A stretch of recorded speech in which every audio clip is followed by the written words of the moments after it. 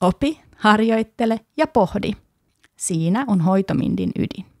Sovelluksemme avulla haluamme tarjota työkaluja ja tukea syömishäiriöiden hoidon vahvistamiseen. Yhdistämällä tutkittua tietoa, käytännön harjoituksia ja mahdollisuuden reflektoida autamme sekä potilaita että hoitohenkilökuntaa navigoimaan toipumisprosessissa.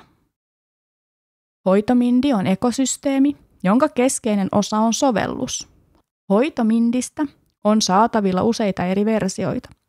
Tärkein versio on potilasversio, mutta tarjoamme myös sisältöä läheisille ja hoitohenkilökunnalle.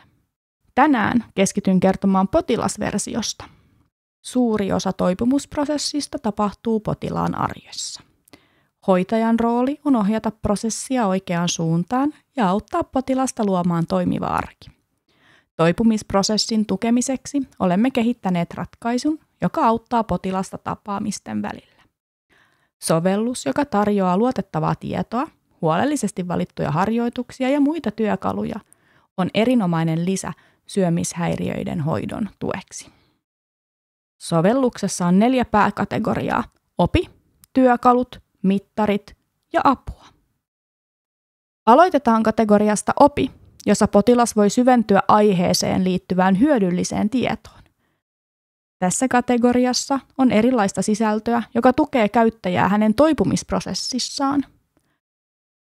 Käsiteltäviä teemoja ovat esimerkiksi minäkuva, kehonkuva, ravitsemus ja syömishäiriön vaiheet. Hoitaja voi hyödyntää Hoitomindi-käyttöopasta saadakseen esimerkkejä tehtävistä, joita potilas voi tehdä hoitotapaamisten välillä. Käyttöopas sisältää tehtäviä, jotka liittyvät suoraan tiettyihin sisältöihin.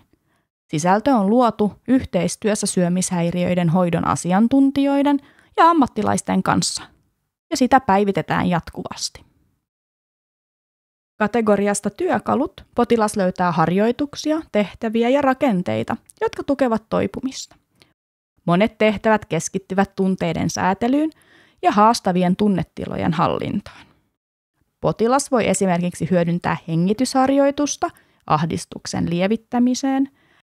Lisäksi osa työkaluista tukee uusien arkirutiinien rakentamista, kuten tunteiden tiedostamista ja käsittelyä tai päivittäisten reflektointihetkien omaksumista. On tärkeää, että hoitaja ohjaa työkalujen käyttöä ja suosittelee tehtäviä ja harjoituksia, jotka parhaiten vastaavat potilaan sen hetkiseen tilanteeseen ja tarpeisiin. Tavoitteena on luoda vahva pohja keskustelulle ja palautepiste seuraavaa hoitotapaamista varten. Mittarit tarjoavat käyttäjälle mahdollisuuden dokumentoida omia rutiinejaan useissa eri kategorioissa. Koska mittarit luovat käyttäjän syöttämään tiedon pohjalta graafeja, niitä on helppo lukea ja niitä voidaan myös verrata keskenään. Hyvä esimerkki on, mitä vähemmän nukun, sitä enemmän koen stressiä. Suosittelemme, että hoitaja ja potilas analysoivat graafeja yhdessä parhaan tuloksen saavuttamiseksi.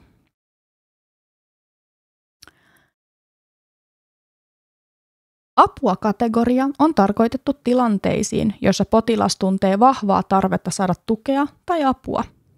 Täältä löytyy yhteystietoja maksuttomiin palveluihin, jotka tarjoavat tukea kriisitilanteissa, sekä konkreettisia vinkkejä vahvojen tunteiden hallintaan. Hoitomindi kehittää jatkuvasti uusia kokonaisuuksia ja työkaluja.